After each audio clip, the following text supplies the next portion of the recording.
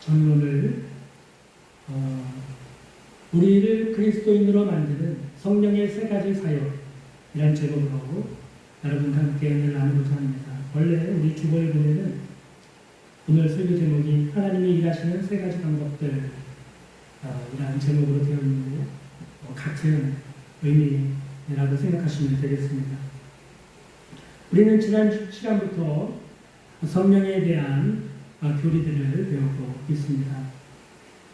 지난 첫 시간에 우리는 로마서 7장 6절의 말씀을 통해서 이제 신약의 성도들은 성령의 새로운 방법으로 하나님을 섬겨야 한다라고 하는 중요한 메시지를 함께 나누었습니다. 성령의 새로운 방법이란 무엇인가? 우리가 그 주제와 그 주제를 가지고 앞으로 계속해서 말씀을 공부해 나가게 될 것입니다. 성령의 새로운 방법이 우리 신약의 교회와 성도들에게 주어졌습니다. 신약의 교회는 구약의 교회와 구약의 성도들과 또 다른 방법으로 하나님을 섬기도록 새로운 방법들이 주어졌어요. 예를 들면 성전이 그렇죠. 구약에는 예루살렘 성전이 있어서 누구든지 하나님을 예배하기 위해서는 예루살렘 성전에 가서 짐승을 잡아서 피로 희생 제사를 드려야 했습니다. 그러나 지금은 그렇지 않죠. 지금은 하나님께서 예수 그리스도를 믿고 마음에 성령을 모시고 있는 성도들이 그 심령, 한 심령을 하나님의 거룩한 성전으로 삼으십니다. 또 그 성도들이 모여서 함께 드리는 예배, 그 공동체를 하나님의 성전으로 하나님이 만들어 바꿔놓으신 것입니다. 구약의 성전과 신약의 성전은 달라요.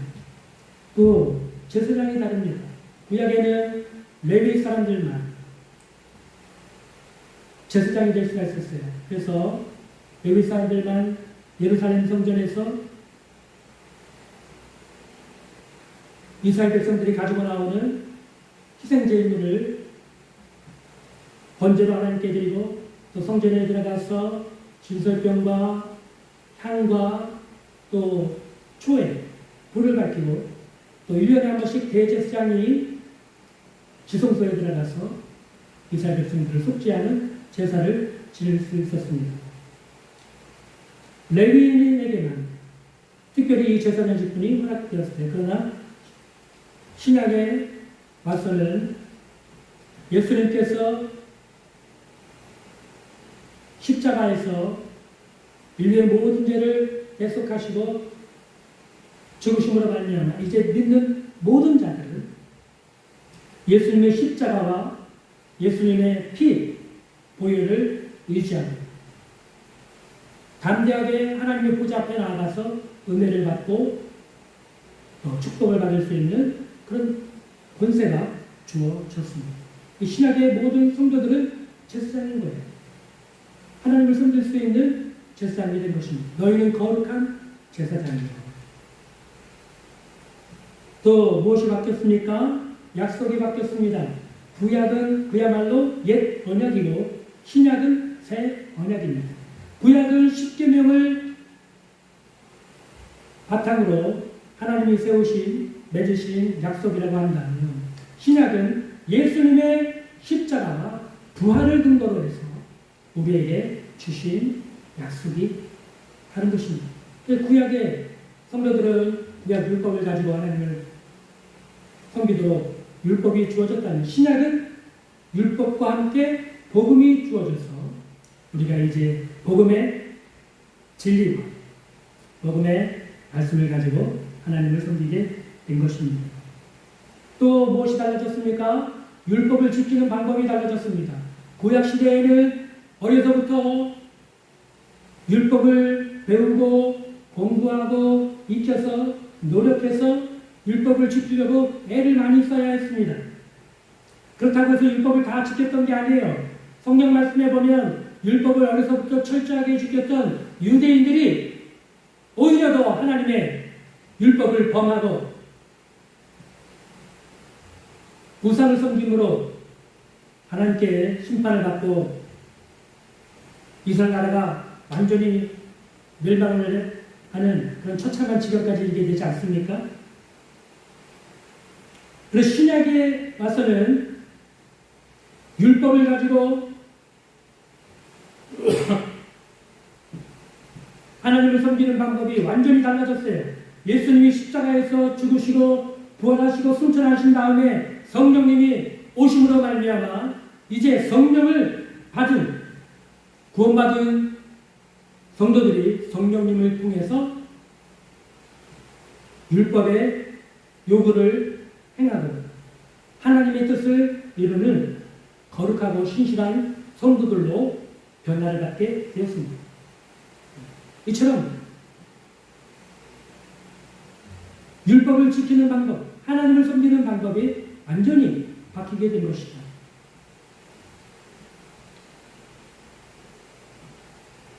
그러므로 여러분 특별히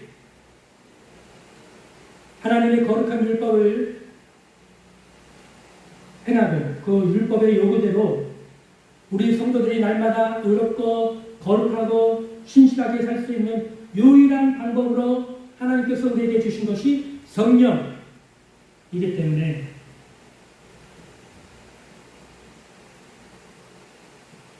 성령님은 우리 그리스도인들의 생활에서는 결코 빼놓고 생각할 수 없는 너무나도 중요한 분이라는 사실을 우리가 반드시 기억을 해야 하는 것입니다.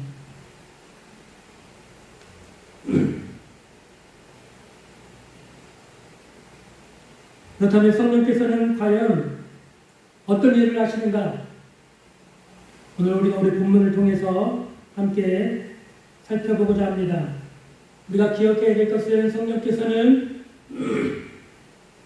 그냥 가만히 계시는 것이 아니라 성령께서는 오순절에 마가다락방에 임하셔서 신약의 교회를 탄생시키시고 제자들과 성도들을 성령으로 충만케 하시고 복음을 전케 하셨던 그 성령께서는 오늘날도 역사하고 계십니다.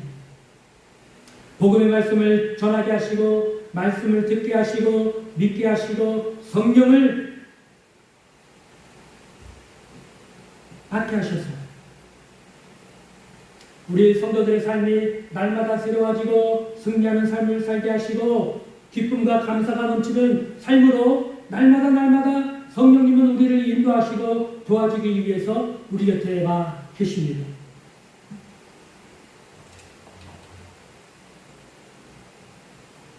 오늘 우리가 잠깐 본문의 말씀을 한번 더 읽어보겠습니다. 에베소서 1장 13절입니다. 그 안에서 너희도 진리의 말씀 곧 너희의 구원의 복음을 듣고 이렇게 되어 있죠. 진리의 말씀 곧 너희의 구원의 복음을 듣고 라고 했습니다. 여러분 진리의 말씀이라는 단어에 우리가 주목할 필요가 있습니다.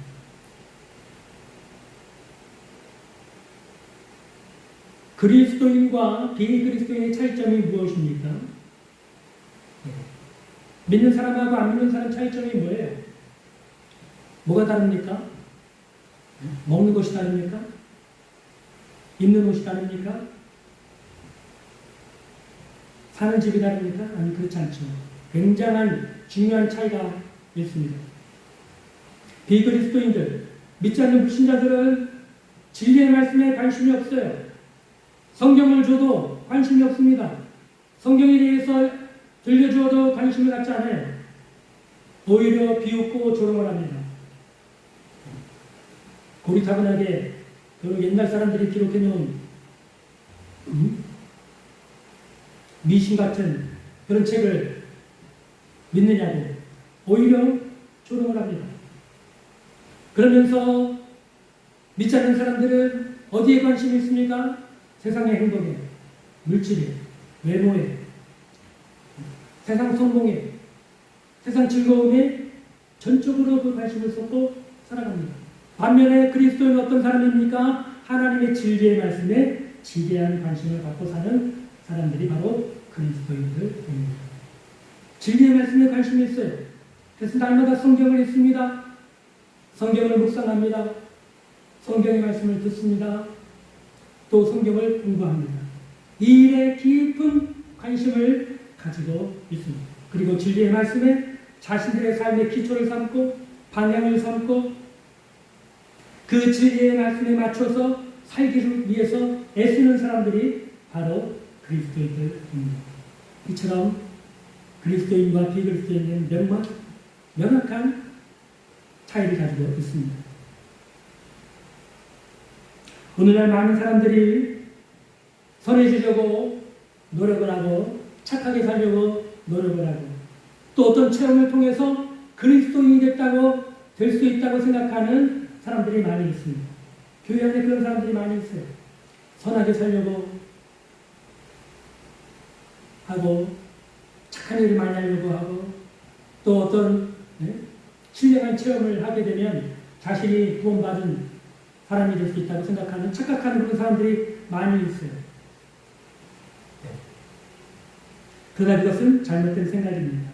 우리는 하나님의 진리의 말씀을 통해서 그리스도인이 되는 것입니다. 그 말씀에 관심을 가지고 하나님의 말씀에 사모하는 마음을 가져야 됩니다. 말씀을 듣는 것을 사모해야 됩니다.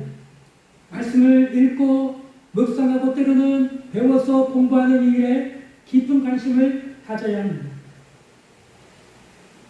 왜냐하면 하나님께서는 진리의 말씀을 통해서 우리를 구원하시기 때문입니다. 여러분, 이단과 기독교의 차이점도 그와 같은 의미로 바라볼 수 있습니다.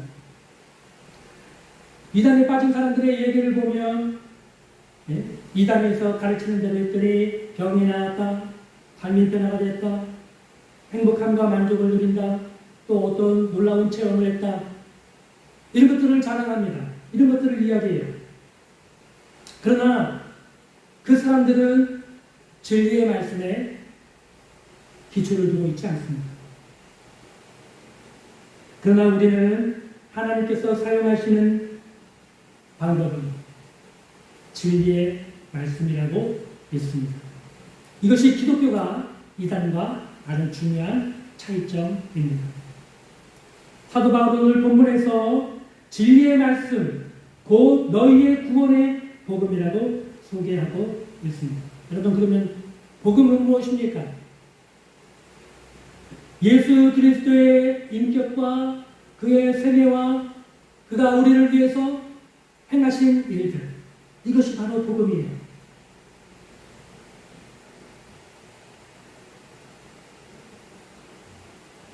그 복음의 말씀, 진리의 말씀을 너희가 들었다라고 사도 바울은 오늘 말씀하고 있습니다. 하나님께서 우리를 그리스도인이 되게 하시는 첫 번째 방법은 성령님을 통해서 성령의 충만과 은혜와 감동을 받은 사람들을 통해서 이 진리의 말씀, 예수 그리스도에 관한 복음의 말씀을 전하게 하시는 것입니다. 예수님께서 승천하시기 직전에 지상에 남아있는 제자들에게 선교 대위임 명령을 주셨습니다. 너희는 가서 모든 민족으로 제자를 삼으라는 것입니다. 여러분, 어떻게 그 의심 많고 겁이 많고 말주변도 없고 대부분 가난한 어부 출신인 그 사람들이 어떻게 세상에 나가서 세계를 변화시키고 복음화시킬 수가 있겠습니까? 사람들이 볼 때에는 어처구니가 없는 일이에요. 불가능한 미션처럼 보입니다. 한마디로 말해서 미션 임파서블입니다. 불가능한 선교 위임 명령처럼 보이는 그런 명령을 주시고 주님 하늘로 승천하셨습니다. 그런데 오순절날 어떤 일이 그들에게 일어났습니다. 갑자기 급하고 강한 바람 같은 소리가 들리고 온 집안이 요동을 하면서 제자들 머리 위에 불의 혀처럼 갈라진 것들이 하나씩 보이기 시작하고 그 마가다락방에 모였던 모든 제자들이 성령의 충만을 받게 되었습니다.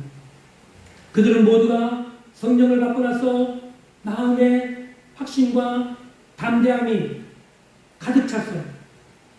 그 당시 예루살렘을 방문하러 온 모든 사람들 앞에 나가서 예수 그리스도의 복음을 담대하게 전하기 시작했습니다.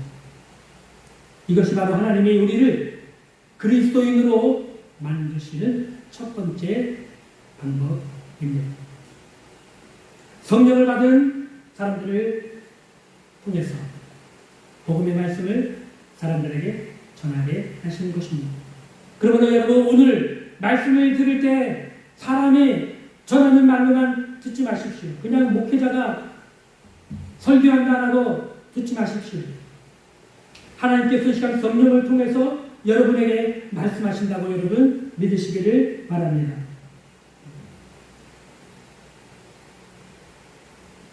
복음이란 단순히 예배하라 라는 것이 아닙니다. 착하게 살아라 그런 것이 아니에요. 행복한 사람이 되라 그런 것이 아닙니다.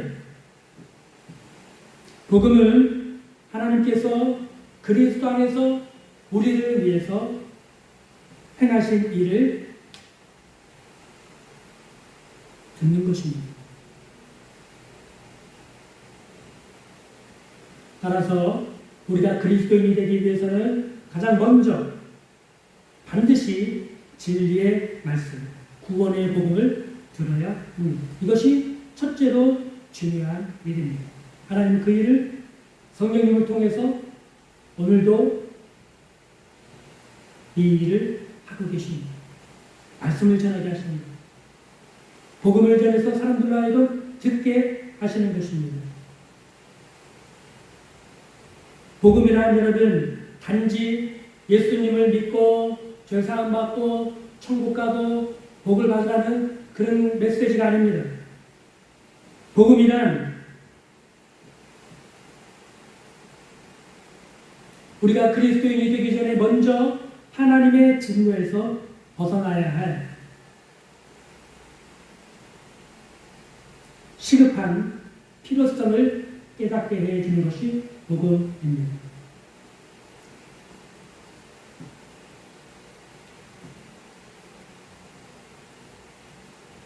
우리는 모두 죄인으로 하나님의 진노 아래 있다는 사실을 깨닫기 전에는 그리스도인이 될 수 없습니다. 내가 죄인이라는 사실을 깨달아야 됩니다. 죄가 무엇인지를 깨달아야 돼요. 그래서 죄에 대한 혐오하는 감정을 가질 수 있어야 되는 것입니다.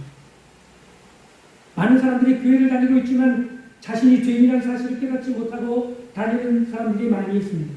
그래서 교회에 와서도 큰 소리치고 자기 주장을 피력하고 자기 뜻대로 하려고 하고 자기 마음대로 하려고 하는 그런 사람들이 교회 안에 얼마나 많은지 모르고 이 사람들이 지금 뭘 모르고 있는 거예요?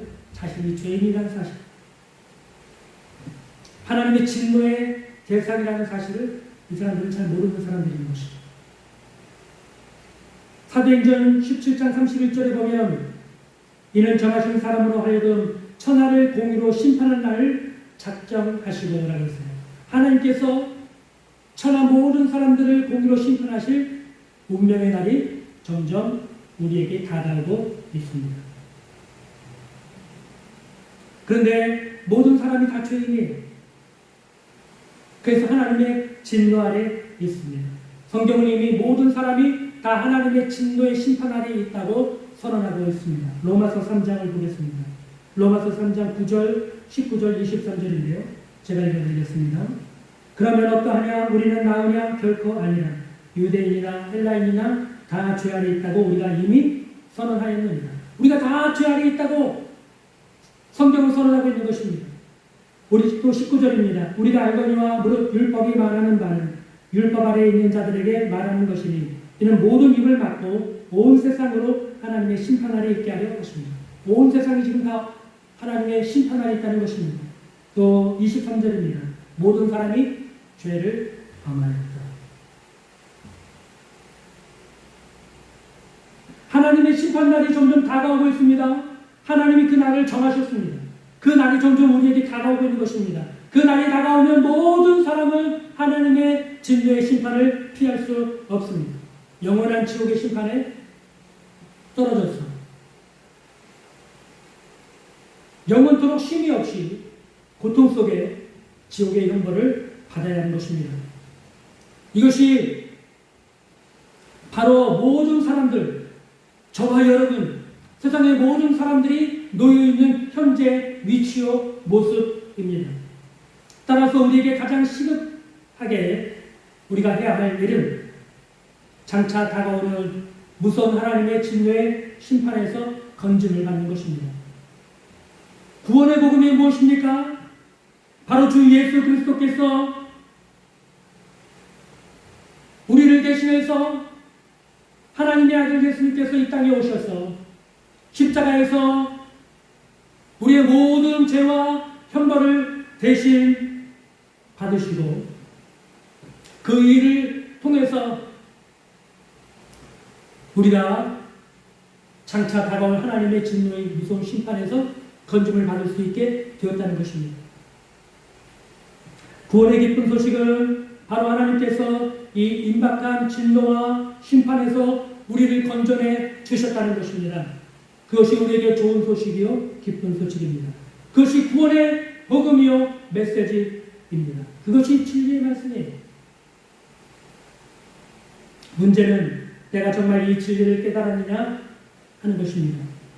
하나님께서 그리스도 안에서 우리를 위해서 행하신 일을 내가 정말 알았느냐 깨달았느냐 하는 것입니다. 그 진리의 말씀을 여러분이 가지고 계십니까? 그 진리의 지식을 여러분이 가지고 계십니까? 그 진리의 지식을 여러분 믿고 의지하고 좋아하십니까? 사모하십니까? 들어도 그 말씀을 더 듣고 싶고 매일 들어도 지겹지가 않고 졸립지가 않고 즐거운 진리의 말씀을 여러분 깨달으셨습니까? 이것이 중요한 것입니다. 하나님께서는 지금도 성령님을 통해서 진리의 말씀, 구원의 복음을 전하고 계십니다. 하나님의 성도들을 통해서, 백성들을 통해서. 그러므로 여러분, 그 진리의 말씀이 오늘날도 세상 곳곳에 전해지고 있습니다. 들려지고 있습니다.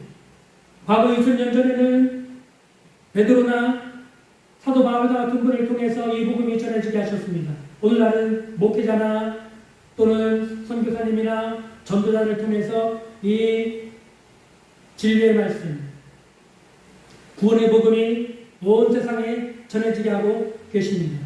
특별히 오늘날 인터넷이 발달한 시대에 유튜브 같은 방송을 통해서 진리의 말씀, 복음의 말씀이 온 세상에 전해지고 있습니다. 이처럼 많은 사람들을 통해서 오늘날 복음이 온 세상에 전파되고 있지만 결과는 다릅니다. 어떤 사람은 복음의 말씀을 전해 듣고 마음으로 기뻐하고 영접하고 즐거워합니다. 더 듣고 싶어합니다. 매력을 느낍니다. 그래서 교회에 전도돼서 나와서 예배를 참석하게 되고 말씀을 듣고 성경을 배우면서 믿음을 얻고 구원받고 거룩한 성도의 삶을 사는 사람이 있는가 반면에 복음의 말씀을 들을 때 그것을 거부할 뿐만 아니라 복음을 전하는 그 사람을 대적하고 싸우려고 하는 사람들도 있습니다. 그러므로 복음 진리를 전하는 것만으로는 문제가 다 해결되지 않습니다. 복음 진리를 전하려는 일에는 그래서 반드시 필요한 일이 있습니다. 그것이 무엇입니까? 바로 성령의 역사입니다. 복음의 말씀을 전할 때 성령께서 역사하시사 듣는 사람의 마음을 변화시키시는 것입니다. 마음에 감동을 주시는 것입니다. 닫혀진 마음을 열어서 귀를 기울여 듣게 하시고 복음의 말씀이 매력적으로 느끼게 하시고 복음의 말씀이 진리라는 사실을 깨달을 수 있도록 그 눈을 열어주시는 것입니다.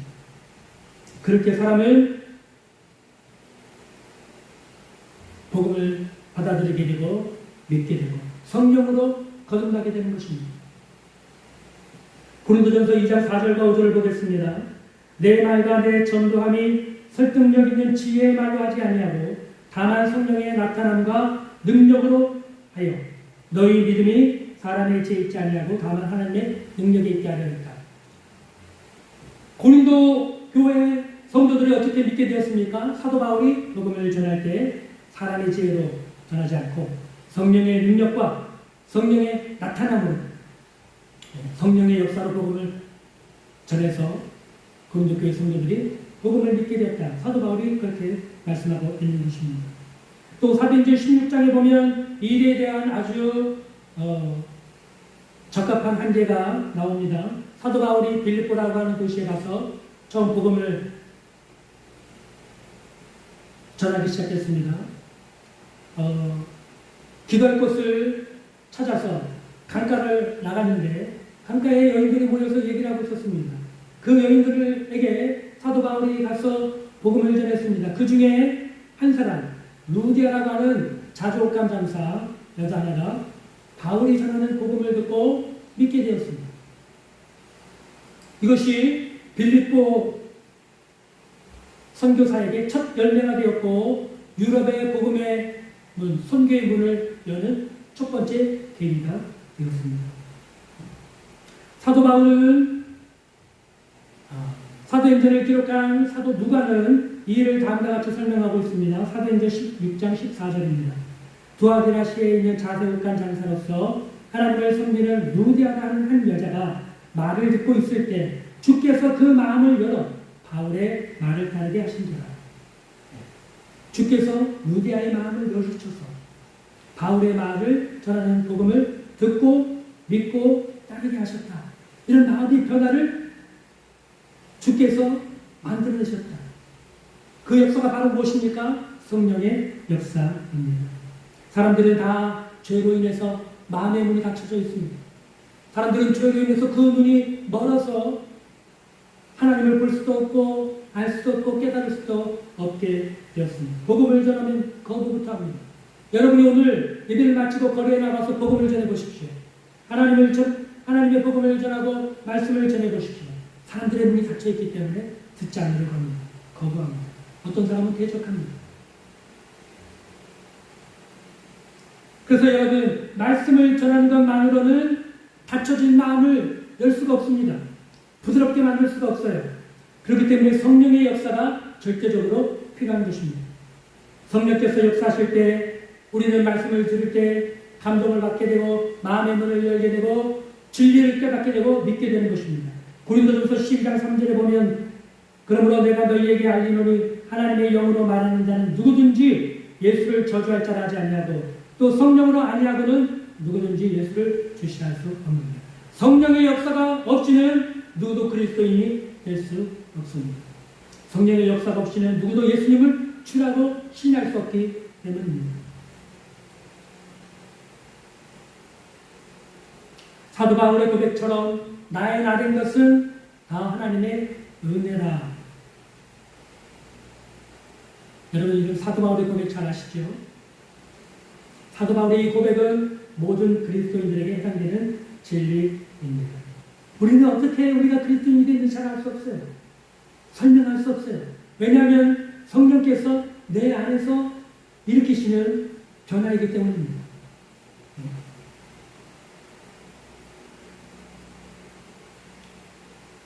어느 날 복음의 말씀을 듣는데 그 말씀이 나의 마음을 쳐서 나의 마음을 완전히 무너뜨리는 것입니다.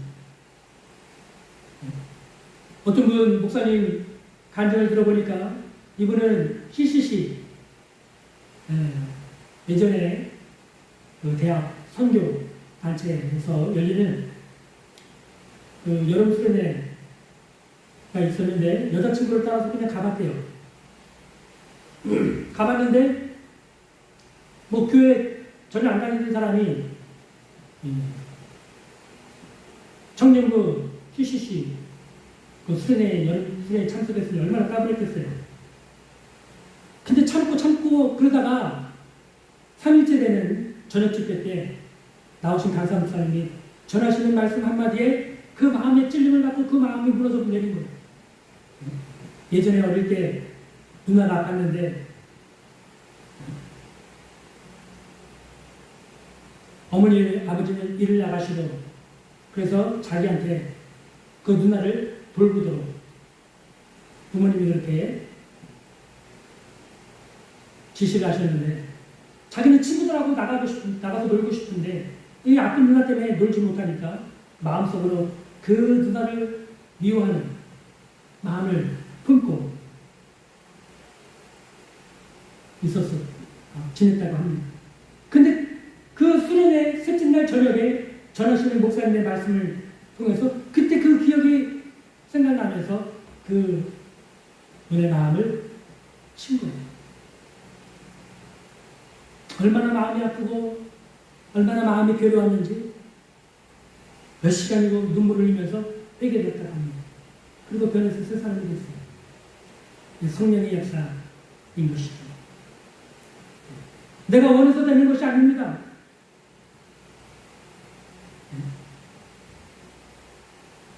내가 어떻게 지금 이 김두영 목사가 됐는지 저도 잘 모르겠어요. 왜 내가 목사가 됐는지. 나의 나된 것은 내 스스로의 노력으로 된 것이 아니에요. 하나님의 선물이에요. 에베소서 2장 8절에 보면 너희는 그 은혜에 의하여 믿음으로 말미암아 구원을 받았으니 이것은 너희에게서 난 것이 아니요 하나님의 선물이다. 행위에서 난 것이 아니니 이는 누구든지 자랑하지 못하게 함이라고 이렇게 말씀하고 있습니다. 그렇습니다. 우리가 구원받은 것은 우리가 착하기 때문에 선한 일을 많이 했기 때문에 우리가 좋은 사람이기 때문에 구원받은 것이 아닙니다. 성령의 역사로 구원을 받은 것입니다. 그러므로 우리는 하나님 앞에서나 사람 앞에서 아무 할 말이 없습니다. 자랑할 것이 없습니다. 내 힘으로 내 노력으로 된 것이 아니기 때문입니다. 그러므로 여러분 우리가 만일 정말 그리스도인이 되었다면 어떤 사람이 구원받았는가 구원받지 않았는가 그걸 가지고 논쟁하거나 따지거나 다툴 필요가 없습니다. 여러분 자신을 보십시오. 여러분이 정말 그리스도인이 되었다면 여러분 자신을 보고 놀라야 됩니다. 나 같은 사람이 나 같은 죄인이 어떻게 구원을 받을 수가 있는가? 어떻게 내가 구원을 받았는가? 여러분 자기 자신을 보고 놀라야 하는 것입니다. 왜냐하면 여러분 스스로의 노력으로 그리스도인이 된 것이 아니다.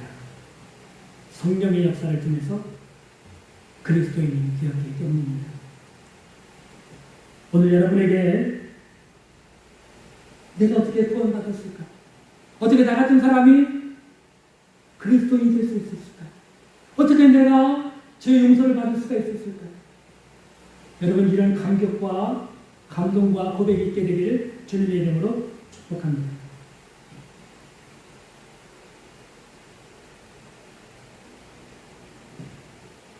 또 오늘 우리가 읽은 에베소서 1장 13절 보면 그 안에서 너희도 진리의 말씀 곧 너희의 구원의 복음을 듣고 그 안에서 또한 믿어 약속의 성령으로 인치심을 받았다라고 말씀하고 있습니다.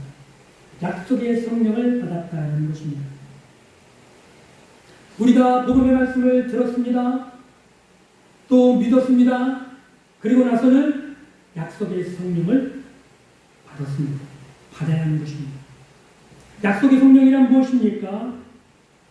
하나님께서 신약의 모든 믿는 자들에게 성령을 주시겠다고 하는 약속입니다. 그러므로 신약의 모든 성도들은 하나님이 주시는 성령을 받을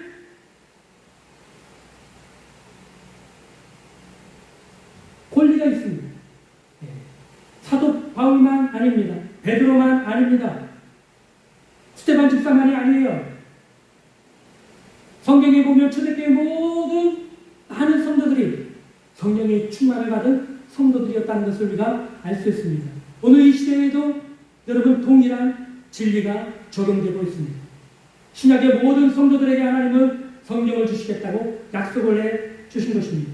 구약의 대표적인 두 구절만 한번 찾아보겠습니다. 에스겔 36장 26절 27절입니다. 또 새 영을 너희 속에 두고 새 마음을 너희에게 주되 너희 육신에서 굳은 마음을 제거하고 부드러운 마음을 줄 것이며 또 내 영을 너희 속에 두어 너희로 내 율례를 행하게 하리니 너희가 내 규례를 지켜 행할지라. 내 영, 곧 성령을 너희에게 주어 너희 속에 두어. 에스겔 선지자를 통해서 하나님이 주신 약속입니다. 또 요엘 2장 28절 32절입니다. 그 후에 내가 내 영을 만민에게 부어주리니 너희 자녀들이 장래일을 말할 것이며 너희 늙은이는 꿈을 꾸며 너희 젊은이는 이상을 볼 것이며 그때 내가 또 내 영을 내 남종과 내 여종에게 부어줄 것이며 내가 이 점을 하늘과 땅에 베풀리니 곧 비와 불과 연기 기둥이라.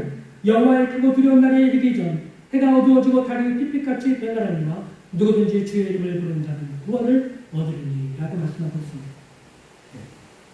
마지막 때에 말세에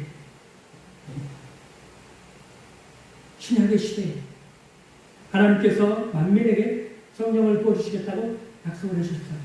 성령을 받게 되면 자녀들은 예언을 하게 됩니다. 청년들은 환상을 보게 됩니다. 늙은이들은 꿈을 꾸게 됩니다. 또 하나님이 남종과 여종들에게 성령을 부어주시면 그들이 예언을 하게 됩니다. 복음을 전하게 되고 진리의 말씀을 전하게 되는 것입니다. 그런 일들이 일어나도록 하나님께서 성령을 주시겠다고 약속을 해주신 것입니다. 이 약속은 예수님에 의해서 다시 한번 강조가 됩니다. 사도행전 1장 4절에서 5절입니다. 사도와 함께 모이사 그들에게 분부하여 이르시되 예루살렘을 떠나지 말고 내게서 들은 바 아버지께서 약속하신 것을 기다리라. 요한은 물로 세례를 베풀었으나 너희는 몇 날이 못되어 성령으로 세례를 받으리라. 아버지께서 약속하신 것, 구약의 에스겔 선지자를 통해서 요엘 선지자를 통해서 하나님이 성령을 주시겠다고 하신 그 약속을 붙들고 너희는 기다리라. 너희는 몇 날이 못되어 성령을 받게 될 것이다. 또 사도행전 2장 38절 39절을 보겠습니다. 베드로가 이르되 너희가 회개하여 각각 예수 그리스도의 이름으로 세례를 받고 죄사함을 받으라. 그리하면 성령의 선물을 받으리니 이 약속은 성령의 선물을 받는 이 약속은 너희와 너희 자녀와 모든 먼 데 사람 곧 주 우리 하나님이 얼마든지 부르시는 자들에게 하신 것이다. 하나님이 부르신 모든 자들에게 하나님은 이 약속을 주셨습니다. 성령의 약속을 주신 것입니다. 그렇다면 우리는 어떻게 이 성령을, 약속의 성령을 받을 수 있습니까? 누가복음 11장 13절에 보면 너희가 악할지라도 좋은 것을 자식에게 줄 줄 알거든 하물며 너희 하늘 아버지께서 구하는 자에게 성령을 주시지 않겠느냐.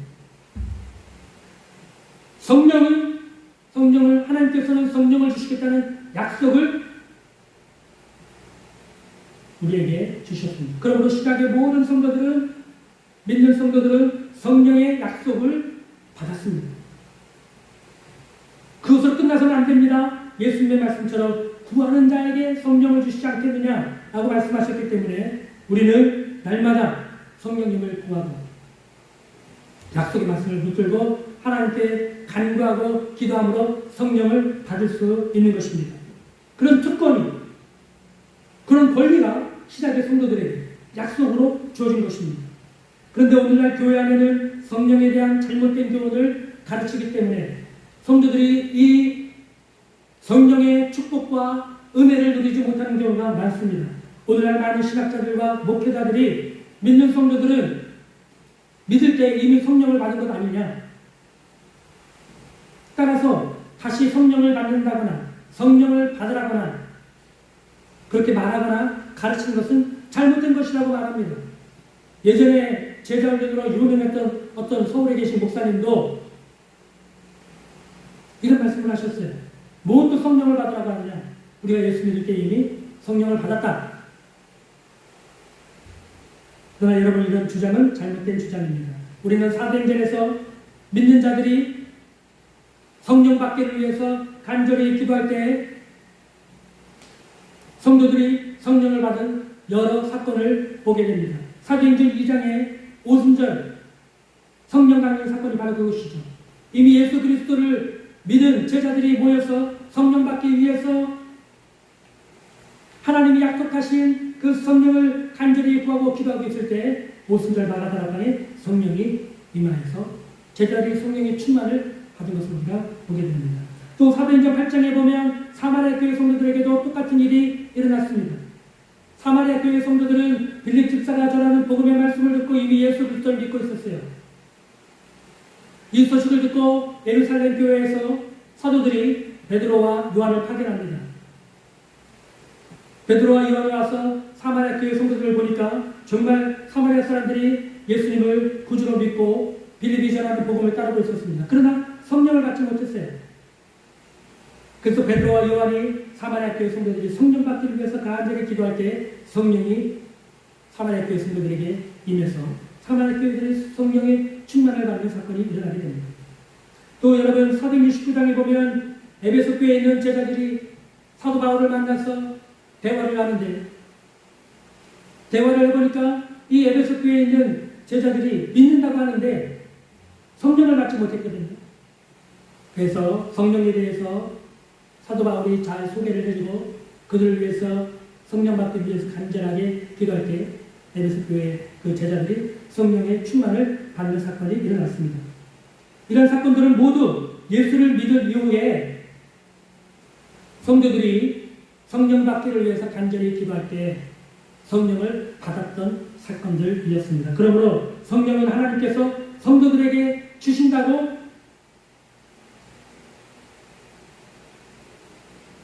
하나님이 하신 약속이 있습니다. 이 약속의 성령이에요. 이 약속의 성령은 우리가 간구하고 기도함으로 꾸준하게 기도하고 날마다 성령님을 사모하고 신실하게 하나님께 간구하고 기도할 때 받을 수 있는 것입니다. 교회사에 보면 뛰어난 하나님의 일꾼들은 모두 이 성령을 간절히 구하고 받은 사람들이었습니다. 무디 목사님이나 존 웨슬리 목사님이나 휘필드 목사님 이런 분들은 꾸준히 성령을 구하는 기도를 했던 분들이었다는 사실을 우리가 알 수 있습니다. 또 교회의 역사에서 하나님께 쓰임받았던 일꾼들은 대부분 다 이 성령을 받기 위해서 기도하고 받은 사람이었던 것을 우리가 알 수 있습니다. 그러므로 여러분 이 성령은 여러분도 받을 수 있습니다. 여러분에게도 약속이 주어져 있습니다. 하나님은 간절히 구하는 사람에게 신실하게 꾸준히 구하는 사람에게 이 성령의 선물을 주실 것입니다. 그러므로 여러분 날마다 성령님을 사모하고 성령 받기 위해서 하나님께 기도하시기를 바랍니다. 이 약속은 모두 믿는 자에게 주신다는 약속이 주어져 있습니다.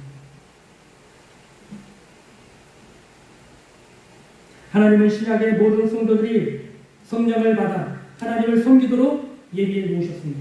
이것이 하나님을 섬기는 새로운 방법이에요. 성령은 그래서 받아도 되고 안 받아도 되는 그런 일이 아닙니다. 성령 받는 일은 성도들이 이 땅에서 받을 수 있는 최고의 축복이며 특권입니다. 모든 성도들에게 이 약속이 주어져 있습니다. 세상 사람들은 성령을 알지도 못하고 받을 수도 없습니다. 그런 일들은 세상 사람들에게 어리석은 일들로 보이기 때문입니다. 그러나 믿는 여러분에게는 성령의 약속이 주어졌습니다. 그러므로 믿는 여러분에게 한 사람 한 사람 모두에게 성령을 받을 자격이 다 있습니다. 그러므로 담대하게 구하십시오. 날마다 깨어 성령님을 사모하고 기도하십시오. 교회를 교회되게 하는 것은 성령님이십니다. 그리스도인을 그리스도인답게 만드는 것도 성령님이십니다. 하나님을 새롭게 섬기는 방법이 바로 이 성령을 받아서 하나님을 섬기는 방법입니다. 여러분이 성령을 받았다면 여러분은 이런 고백을 할 수 있게 될 것입니다. 예수를 나의 구주 삼고 성령과 피로써 거듭나니 이 세상에서 내 영혼이 하늘의 영광 나의 간증이요 이것이 나의 찬송일세 나 사는 동안 끊임없이 구주를 찬송하리로